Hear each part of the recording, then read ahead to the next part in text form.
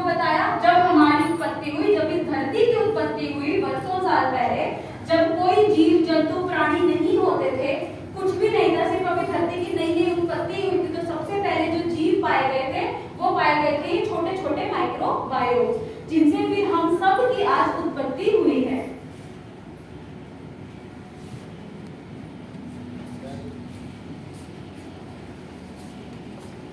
यही जो माइक्रोबायोम्स है ये हमारे हर एक ऑर्गन सिस्टम, चाहे वो हमारी आंख, नाक, मुंह या चाहे हमारे अंदर के जितने भी ऑर्गन्स हैं उन सबको बनाने में हेल्प करती है। अब ये हमारी खुद की मनगढ़ंत कहानियां नहीं होती, आप सोचो प्रोडक्ट बेचने के लिए कुछ भी बता रहे हैं कि छोटे छोटे बैक्टीरिया बनाते हैं, बट ऐसा नहीं होता। जैसे हमने हमेशा देखा है ना, जब भी कोई लोग मर जाते हैं तो हमारे में तो चलो जला दिए जाते हैं, न्यूज में जला दिए जाते हैं, बट कई धर्मों में जो डेड बॉडी होती है या उनमें जो भी कोई मर जाता है तो हम उसको क्या करते हैं, मिट्टी में दफनाते हैं। तो वो लाश कहाँ जाती है?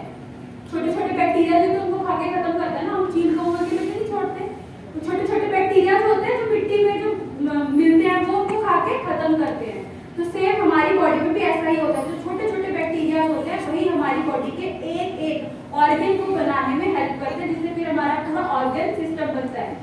ये ऐसे छोटे छोटे जो माइक्रो ऑर्गेनिज्म है वो हमारे लिए इतने इंपॉर्टेंट है। जैसे सेम वो एग्जांपल याद रखो, जैसे फैक्ट्रियों में लेबर, फैक्ट्रियों में लेबर के बिना कोई काम नहीं हो सकता, हमारी बॉडी में माइक्रो ऑर्गेनिजम्स के बिना कोई काम नहीं हो सकता।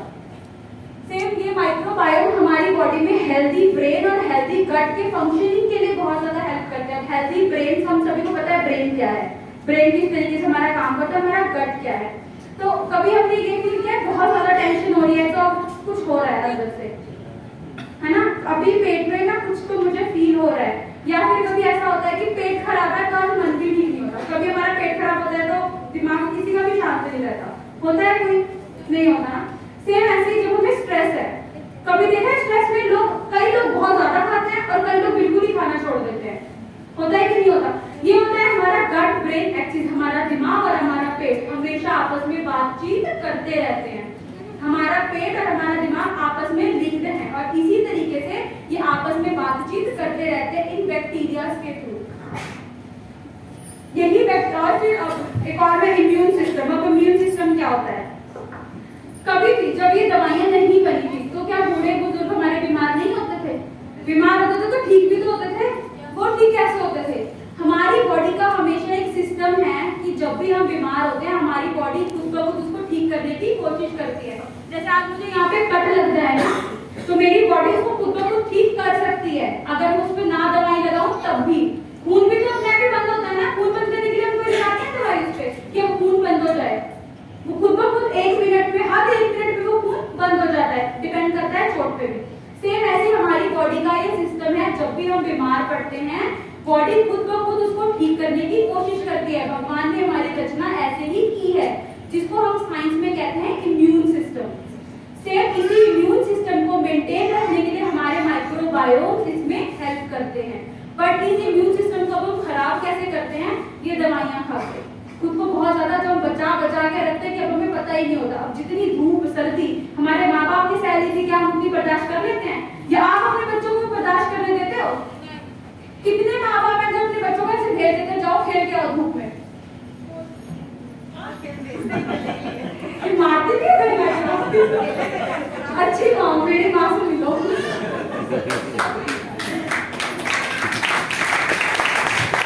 भेजा करो बच्चों को, बाहर भेजा करो। और मेरी मम्मी ने मुझे भेजा नहीं था कभी, तो मैं हमेशा प्रेयर में गिर जाती थी। जब भी हमारे बंधन स्कूल में प्रेयर बनी, वो प्रेयर इतनी बड़ी होती थी, मैंने चक्कर खा के गिर जाना, फिर उठा के मुझे पापा लेके आते थे घर वापस।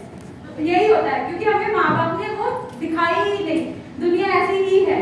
तुम हमें बचा लोगे लेकिन दुनिया नहीं बचाएगी, दुनिया नहीं देखेगी। तुम माँ बाप को तुम रहम खाओगे, दुनिया रहम नहीं खाएगी।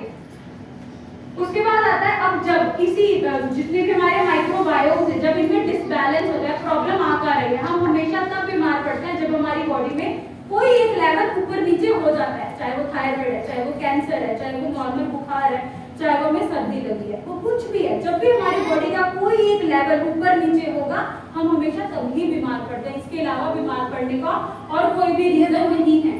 सेम जब भी ये माइक्रोबायोम्स के जो लेवल है ना, गुड और बैड बैक्टीरिया, मैंने आप लोगों को बताया था कि गुड और बैड बैक्टीरिया होते हैं। जैसे वो 2 साइकिल चलने के लिए दोनों टायर जरूरी है ना, एक टायर के साथ आप साइकिल नहीं चला सकते। सेम ऐसे गुड बैक्टीरिया भी जरूरी है, बैड बैक्टीरिया भी जरूरी है। तो जब भी इनके बीच में इम्बैलेंस होता है, उससे फिर हमारी बॉडी में प्रॉब्लम्स आना शुरू होती है। और उसमें सबसे बड़ी एक प्रॉब्लम आती है लीकी गट की। अब लीकी गट क्या है, मैंने आप लोगों को बताया था कि हमारी छोटी आंत में छन्नी की तरह छोटे छोटे सेल्स आपस में जुड़े होते हैं, ताकि जितना भी विटामिन मिनरल है सिर्फ वही एब्जॉर्ब हो। जैसे कि ये है हमारा हेल्दी गट। दिख रहा है सबको? सबको क्लियर दिख रहा है ना पीछे तक? सर आपको नहीं दिख रहा? दिख रहा है ना? तो ये सभी टाइटली ऐसे आपस में जुड़े होते हैं, ताकि जितना भी सिर्फ न्यूट्रिएंट्स है सिर्फ वही एब्जॉर्ब हो और हमारे खून तक जाए। और खून में मिलने के बाद हम सभी को पता है ना, खून हमारी पूरी बॉडी में पाया जाता है, खून हमारी पूरी बॉडी में बहता है।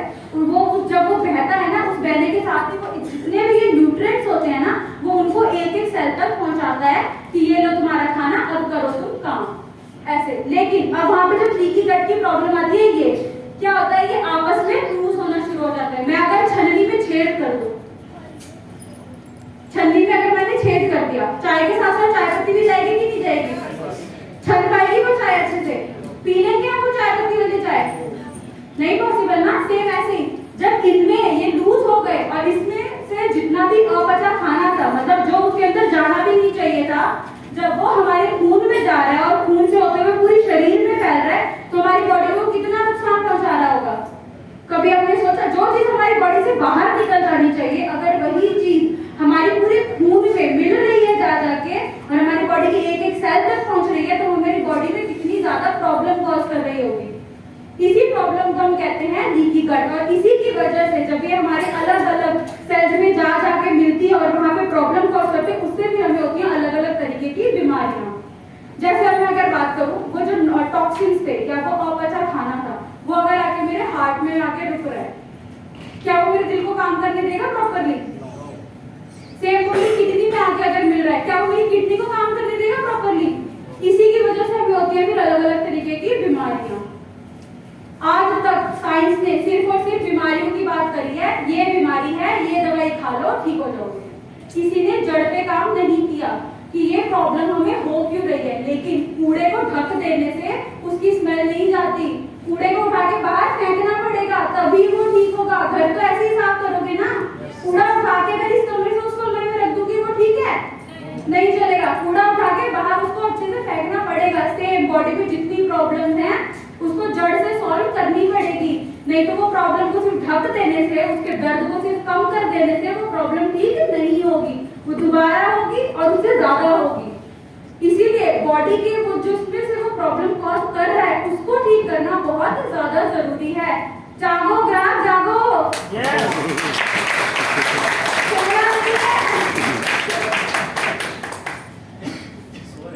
ना पर मुझे पता है कोई क्या बोल रही हूँ, ऊपर सुनो, सोना नहीं है। अब ये डिस्बैलेंस हमें हो किस लिए रहा है? मैंने आप लोगों को बताया इम्बैलेंस होता है। अब ये इम्बैलेंस हो किस लिए रहा है? सबसे पहला तो पोल्यूशन। लुधियाना में हमसे ज्यादा फैक्ट्रियों का धुआं कोई नहीं खा रहा। फैक्ट्रियों का इतना ज्यादा धुआं है, तो छत पे खड़े होते हैं, कहीं ना कहीं से धुआं निकलता दिख ही रहा होता है। और स्पेशली जहाँ हमारा घर है वहाँ तो है वैसे इंडस्ट्रीज। हाँ, पूरे लुधियाना में आपको सिर्फ और सिर्फ कंपनियां ही दिखेंगी, क्योंकि यहाँ हर कोई मालिक है। उसके बाद आता है सबसे ज्यादा पेस्टिसाइड्स। जितने भी हम खेती कर रहे हैं, जब हम खेती में जो हम कीटनाशक यूज करते हैं, अब मैं किसान को मना नहीं कर सकती कि आप ना कीटनाशक मत डालो, क्योंकि अगर वो कीटनाशक नहीं डालेगा फसलें सारी कीड़े खा जाएंगी। खाएंगे कि नहीं खाएंगे, फिर हम तक क्या पहुंचेगा? लेकिन वो जो कीटनाशक वो डाल रहा है ताकि उसकी फसल खराब ना हो, हम उसको जितना मर्जी धोले वो प्रॉपर साफ नहीं होता। और जो वो कीटनाशक मार सकता है, कीड़े मकोड़े मार सकता है, सेम वही कीटनाशक जब हम खा रहे हैं तो हमारी